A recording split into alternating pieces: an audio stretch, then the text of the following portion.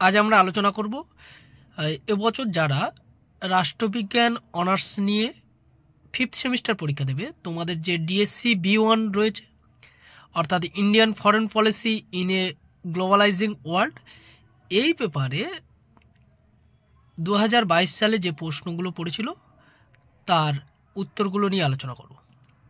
দেখো, প্রথম প্রশ্ন যেটা তোমাদের পড়েছিল, 1942 সালের কোন ঘোষণাপত্রে জওহরলাল নেহেরু ভারতের বৈদেশিক নীতির ভবিষ্যৎ লক্ষ্যগুলি প্রথম প্রকাশ করেন?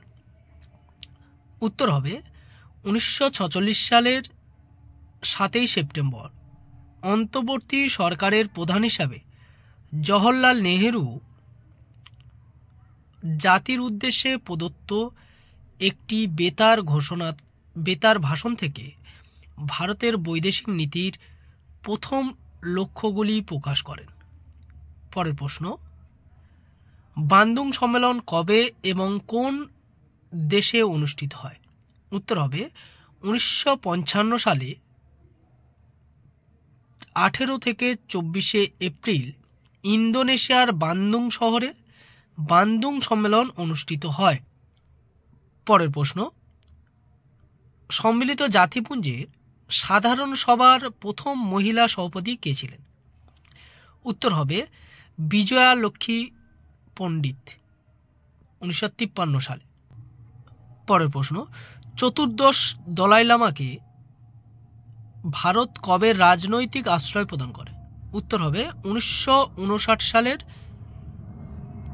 30 মার্চ। পরের প্রশ্ন, 1972 সালের সিমলা চুক্তির কেন্দ্রীয় বিষয় কী ছিল? উত্তর হবে 1972 সালের সিমলা চুক্তির কেন্দ্রীয় বিষয় ছিল 1971 সালে বাংলাদেশ মুক্তিযুদ্ধকে কেন্দ্র করে ভারত পাকিস্তানের মধ্যে যে সম্পর্কের অবনতি ঘটেছিল তা সিমলা চুক্তির মাধ্যমে উন্নতি করা এবং দ্বিপাক্ষিক আলোচনার মাধ্যমে সমস্যার নিষ্পত্তি করা। পরের দাগে, 1971 সালে শান্তি মৈত্রী ও সহযোগিতার জন্য ভারত সোভিয়েত চুক্তিতে স্বাক্ষরকারী 2 রাষ্ট্রপ্রধানের নাম লেখো। উত্তর হবে সোভিয়েত ইউনিয়নের পররাষ্ট্রমন্ত্রী আন্দ্রে গ্রোমিকো এবং ভারতের পররাষ্ট্রমন্ত্রী সর্দার শরণ সিং। পরের প্রশ্ন, আগ্রা শীর্ষ সম্মেলনের সময় কারা রাষ্ট্রপ্রধান ছিলেন? উত্তর হবে পাকিস্তানের রাষ্ট্রপতি পারভেজ মুশারফ এবং ভারতের প্রধানমন্ত্রী অটল বিহারী বাজপেয়ী। পরের প্রশ্ন, রোটি বেটি কা রিস্তা কোন দুটি রাষ্ট্রের সম্পর্ককে বোঝায়? উত্তর হবে ভারত নেপাল। পরের প্রশ্ন, শ্রীলঙ্কার সাম্প্রতিক আর্থ-রাজনৈতিক সংকটের পরিপ্রেক্ষিতে ভারতের বৈদেশিক নীতির যে কোনো একটি কৌশল উল্লেখ করো। উত্তর হবে শ্রীলঙ্কার অর্থনৈতিক সংকটের সময় ভারত শ্রীলঙ্কাকে সাহায্য করার জন্য $3.8 বিলিয়ন সাহায্য বাড়িয়েছে। এছাড়াও ভারতের প্রতিবেশী প্রথম নীতির সাথে সামঞ্জস্য রেখে এর মধ্যে একটি ক্রেডিট লাইনের মাধ্যমে $700 মিলিয়ন মূল্যের পেট্রোলিয়াম সরবরাহ করার চুক্তি হয়েছে।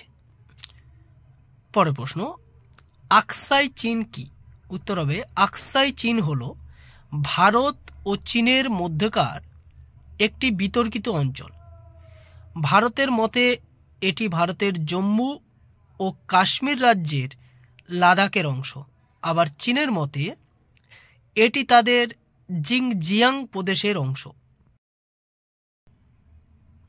কোন ভারতীয় প্রধানমন্ত্রী 1996 সালে গঙ্গার জলবন্টন চুক্তি স্বাক্ষর করেন?